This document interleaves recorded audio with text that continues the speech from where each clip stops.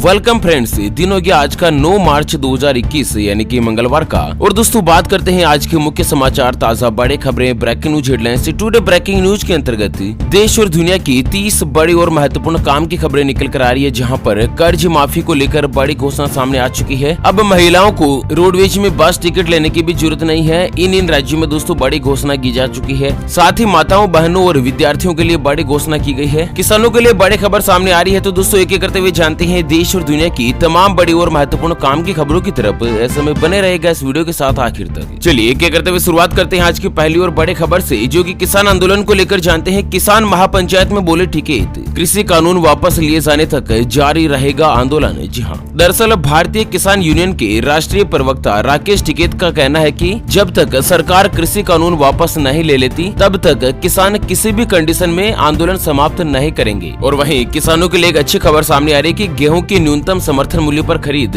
1 अप्रैल से होगी शुरू। उत्तर प्रदेश और हरियाणा में कर रहे हैं तैयारी। तो दोस्तों मोदी सरकार के नए कृषि कानून के खिलाफ किसान लंबे समय से विरोध प्रदर्शन कर रहे हैं और इसी बीच सरकार एमएसपी पर यानी कि न्यूनतम समर्थन मूल्य पर फसलों की लगातार खरीदारी भी कर रही है। और इसी कड़ी में यहाँ पर उत्तर प्रदेश और हरियाणा दोनों ही सरकार ने ऐलान किया है कि 1 अप्रैल 2021 से गेहूं की सरकारी खरीदारी शुरू करने की तैयारियां चल रही है। अच्छा, इस बार सबसे स्पेशल घोषणा क्या की गई है कि 48 घंटों के अंदर किसानों को अपनी फसल की जो कीमत है ना, वो या तो नकद के रूप में या बैंक खाते के रूप में किसानों के पास पहुंच जाएगी। मतलब अब 10 दिन 5 दिन इस तरह से इंतजार नहीं करना पड़ेगा। साथ ही आपको बता दें कि राज्य सरकार ने इस बार गेहूं का एमएसपी मूल्य 1975 रूपए प्रति क्विंटल निर्धारित किया है, जो कि पिछले साल के मुकाबले 50 रूपए ज्यादा रखा गया है। चलिए अगली बड़ी खबर सामने आ रही है दोस्तों कि पंजाब सरकार का बड़ा ऐलान, किसानों का होगा लोन माफ और महिलाओं को मिलेगी फ्री बस सुविधा। जी हाँ, दरअसल महिला दिवस के दिन पंजाब सरकार ने एक बड़ा ऐलान किया है। मौजूदा बजट पेश करते हुए सरकार का कहना है कि अब सरकारी बसों में यानी कि रोडवेज बसों में महिलाओं को फ्री में यात्रा की सुविधा दी जाएगी। अच्छा, इसके अलावा सरकारी विद्यार्थी भी बसों में फ्री में सफर कर पाएंगे। जो विद्यार्थी सरकारी कॉलेज में या सरकारी स्कूल में पढ़ते हैं उन सभी विद्यार्थियों का टिकट भी बस में नहीं लगेगा। अच्छा, पंजाब सरकार ने साल 2021-22 के लिए स्पेशल 1,13,000 किसानों का 1186 करोड़ रुपए का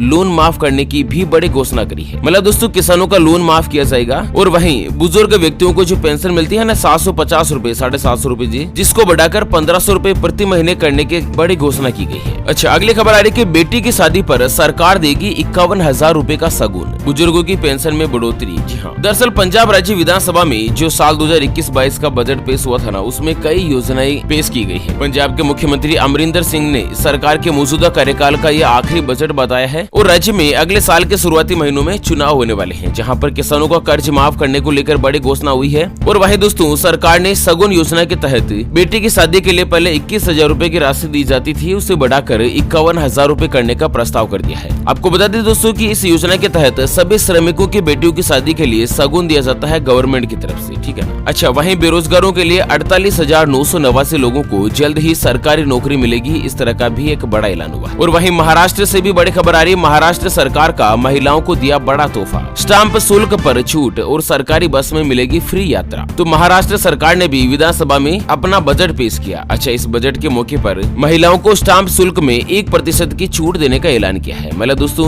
महिलाओं के नाम पर अगर कोई भी प्रॉपर्टी खरीदी जाती है तो उस प्रॉपर्टी की रजिस्ट्री में 1% की छूट दी जाएगी। चलिए अगली बड़ी खबर आ रही है कि सरकार का अयोध्या में राम भक्तों के लिए बड़ा तोहफा। जी हाँ, दरअसल कर्नाटक सरकार ने अयोध्या में भगवान श्री राम जी के भक्तों के लिए एक बड़े खुशखबरी दी है। आपको बता दें कर्नाटक के मुख्यमंत्री ने बजट पेश करते हुए अयोध्या में कर्नाटक के यात्रियों के लिए यात्री निवास बनाने की घोषणा करी है। अच्छा, यात्री निवास के लिए उत्तर प्रदेश सरकार ने कर्नाटक सरकार को 5 एकड़ जमीन मुहैया करवाएगी, जिसमें 10 करोड़ रुपए खर्च करके यात्री निवास बनाया जाएगा। और हाँ, हर जिले में एक गौशाला का निर्माण किया जाएगा, जिसके मद्देनजर सरकार ने गौ कसी को रोकने और गोवंश के संरक्षण को ध्यान में रखते हुए गौशाला निर्माण की बात कही है। चलिए रेलवे को लेकर बड़ी खबर आ रही है कि रेलवे ने बंद किए सभी इमरजेंसी नंबर, अब सिर्फ एक ही नंबर पर दर्ज होगी शिकायत, आप भी कर लीजिएगा याद। जी हाँ, भारतीय रेलवे ने यात्रियों की सुविधा में बढ़ोतरी करते हुए अपने तमाम इमरजेंसी नंबर को बंद कर दिया है। अब आप सोचेंगे कि इसमें सुविधा की क्या बात है, बल्कि ये तो दिक्कत भरी खबर है। लेकिन ऐसा नहीं है। दरअसल भारतीय रेलवे ने अब सिर्फ एक नंबर पर ही सारी शिकायत, सुझाव और दिक्कत के लिए इसको रजिस्टर्ड किया है। आपको बता दें रेलवे में किसी भी तरह की पूछताछ, शिकायत या मदद के लिए आप हेल्पलाइन नंबर 139 यानी कि 139 नंबर पर कॉल करके आप अपनी शंका या दिक्कत का समाधान तलाश सकते हैं। मतलब रेलवे डिपार्टमेंट की तरफ से एक ही नंबर नंबर है, चाहे आपको कुछ भी काम क्यों ना हो, है ना। चलिए अगली खबर में जान लेते हैं आज के मौसम समाचार। तो दिखने लगा है पश्चिमी विक्षोभ का असर,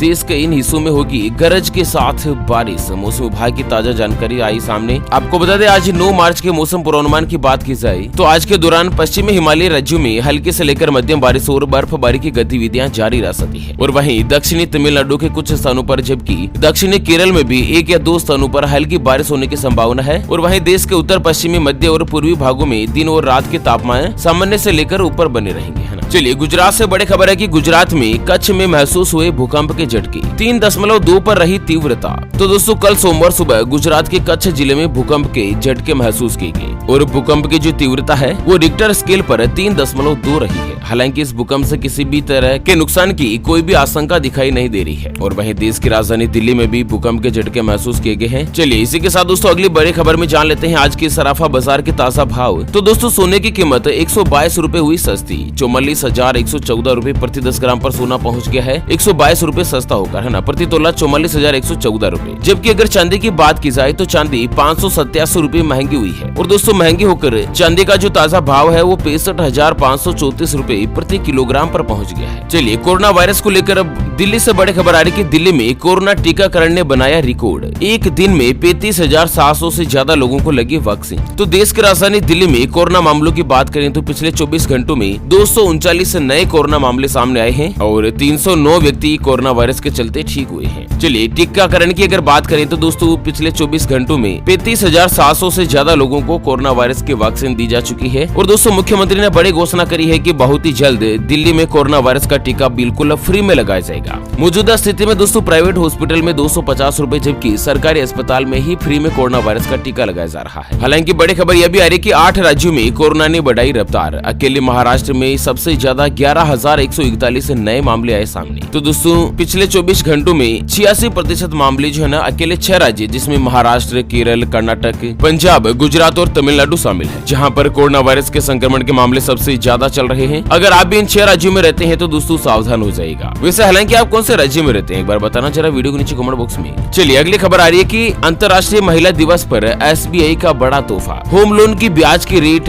हो चुकी है कम। जी हाँ, दरअसल दोस्तों वुमेन्स डे यानी कि महिला दिवस के मौके पर अगर आप भी अपना घर खरीदने के लिए SBI से लोन लेने जा रहे हैं ना तो SBI ने एक बड़ा तोहफा दिया है। दरअसल महिलाओं के लिए SBI ने होम लोन में ब्याज की रेट में कटौती की है और ऑफर के तहत महिलाओं को 5 BPS यानी कि बेसिक पॉइंट पर अतिरिक्त छूट दी जाएगी। मतलब दोस्तों पुरुषों के मुकाबले महिलाओं को SBI में जो होम लोन है ना वो सस्ता मिलेगा। चलिए अगली खबर आ रही कि भारत देश में 23 मार्च को लॉन्च होगा OnePlus 9 सीरीज का स्मार्टफोन। तो OnePlus ने अपनी अगली जनरेशन OnePlus 9 सीरीज की लॉन्चिंग का ऐलान कर दिया है और बताया गया है कि यह फोन 23 मार्च को लॉन्च हो जाएगा। हालांकि कीमत के बारे में अभी तक इसमें कोई भी खुलासा नहीं हुआ है। फीचर और भी ज्यादा ऐड कर दिए गए हैं जिसमें 64 मेगापिक्सल का प्राइमरी कैमरा दिया जा सकता है और साथ ही 8 GB रैम और 128 GB स्टोरेज के साथ इसको 5000 mAh की बैटरी दिए जाने की उम्मीद बन रही है ना। चलिए CBSE बोर्ड एग्जाम को लेकर बड़ी खबर है कि 10वीं और 12वीं की परीक्षा का शेड्यूल फिर से बदला। जी हाँ, CBSE बोर्ड के बाद अब CISE ने भी 10वीं और 12वीं की परीक्षा में तारीखों में बदलाव कर दिया है, जहां पर नई डेट शीट के मुताबिक 13 और 15 मई को 10वीं की कक्षा के किसी भी पेपर को नहीं लिया जाएगा। और वहीं 12वीं क्लास के विद्यार्थियों के लिए भी 13 और 15 मई के साथ ही 12 जून को होने वाली परीक्षाओं की तारीखों जिसमें बदलाव कर दिया गया है, शेड्यूल चेंज हो चुका है ना। वहीं फ्लिपकार्ट से बड़ी खबर आ रही है कि फ्लिपकार्ट पर आज से शुरू हुई है स्मार्टफोन कार्निवल की सेल। भारी छूट पर डिस्काउंट पर दोस्तों आप शानदार स्मार्टफोन खरीद सकते हैं। स्पेशली ऑफर चल रहा है दोस्तों, यहाँ पर